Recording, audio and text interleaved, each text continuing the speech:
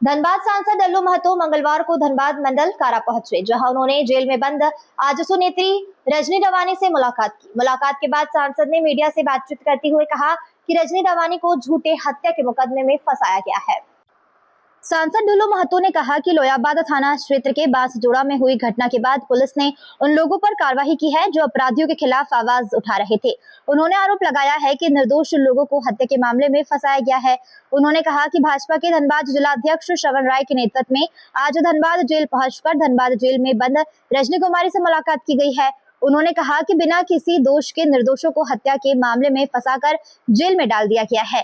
रजनी कुमारी का बस इतना ही दोष है कि उन्होंने कोयला चोरों के खिलाफ कार्रवाई के लिए आवेदन देकर लोयाबाद थाना गई थी। आवेदन देने के बाद रजनी कुमारी को उनके ही घर में घुसकर मारा पीटा गया, गोली किसी और ने चलाया और आरोप रजनी कुमारी के मत्थे मढ़ दिया गया। साथ ही इनके समर्थकों को भी झूठे आरोपों में फंसा दिया गया।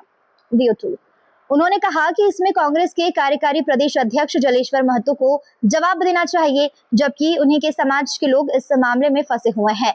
उन्हीं के लोगों को मारा गया है, आज वो चुप क्यों है? अपराधी किस्म के लोगों का साथ देना कांग्रेस के फितरत में है। जलेश्वर महतो को बताना चाहिए कि यह लोग उनके आदमी हैं या नहीं है, जो गांव के लोगों के ऊपर ही गोलियां चला रहे हैं और गांव के लोगों को ही हत्या के मामले में फंसा रहा है।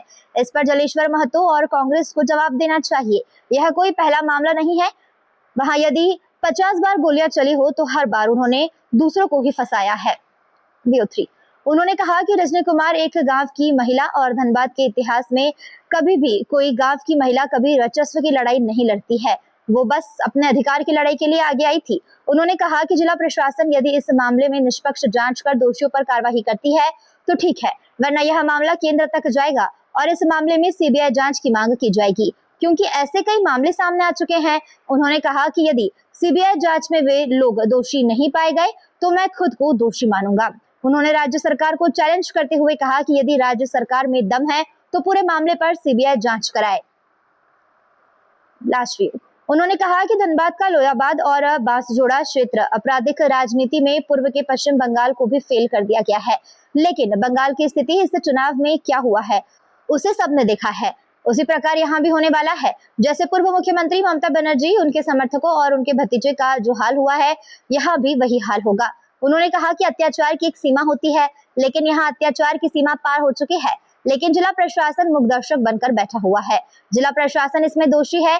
जिला प्रशासन ने यहाँ अपराधियों को खुली छूट दे रखी है, जिसे कतई बर्दाश्त नहीं किया जाएगा।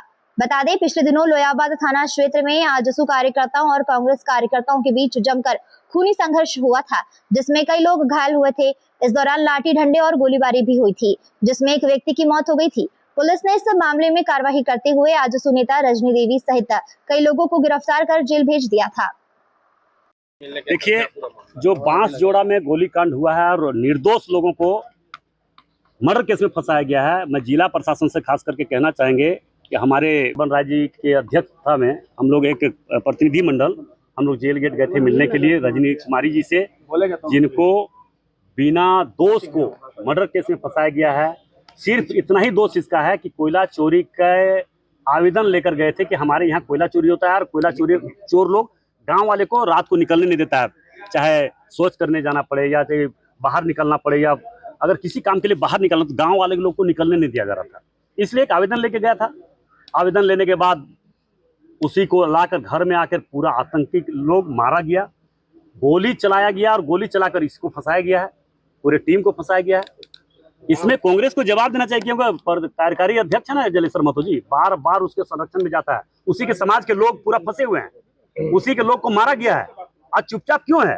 क्रिमिनल लोग को साथ देना कांग्रेस लोगों का फितरत में है। अब तो वही ना बता सकता जलेश्वर महतो कि उनका आदमी है कि नहीं है, जो गांव पर गोलियां चला रहा है, मर्डर कर रहा है, गांव लोग को फंसा रहा है। तो जलेश्वर महतो और कांग्रेस को जवाब देना चाहिए, तो जवाब तो उसके पास है ही नहीं। और ये पहला घटना नहीं है। अगर वहां 50 बार गोली चला गया तो 50 बार वो दूसरे लोगों को फंसाया है। वो एक बार नहीं, कई बार इस तरह से जब इस तरह का मामला कोई गांव वाला धरना प्रदर्शन कर रहा है तो वहां गोली अपने लोग पर चलाकर गांव वाला को फंसा देना। कोई मजदूर अगर वहां धरना दे रहा है तो उस पर गोली, अपने लोग पर गोली चलाकर उसको फंसा देना। हम खुद को उसका शिकार है भैया। हम जेल में थे 2019 में, वहां पे गोली चला, उस पर भी मेरा नाम दे दिया था।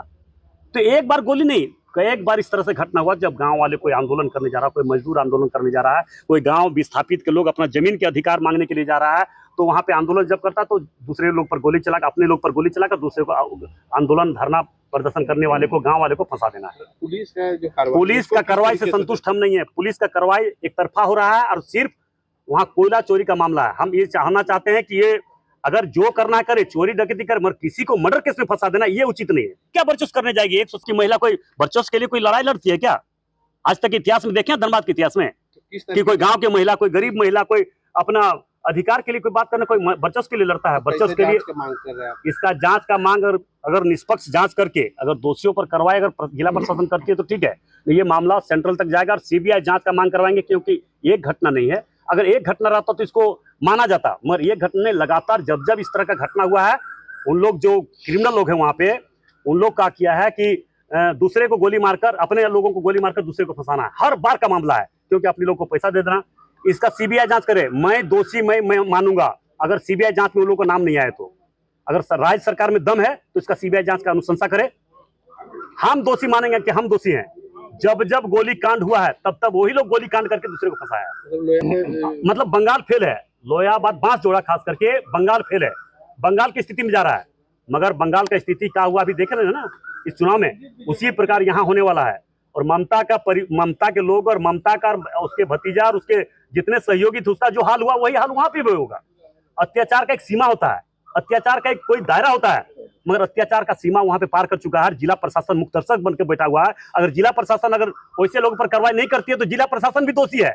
ये जिला प्रशासन करवा रहा है। जिला प्रशासन इतना आतंकी करे और उसको साथ दे, जिला प्रशासन उसको खुला छूट छोड़े, ये कतई बर्दाश्त नहीं किया जाएगा, चाहे उसके लिए कुछ भी करना पड़े।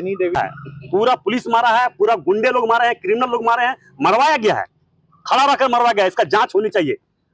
हम न्यायालय से भी आग्रह करना चाहेंगे कि उसकी जो इस मर्डर केस में जो रजनी रवानी को झूठा फंसाया गया है, उसको न्यायालय में उसको देखे, जांच करे।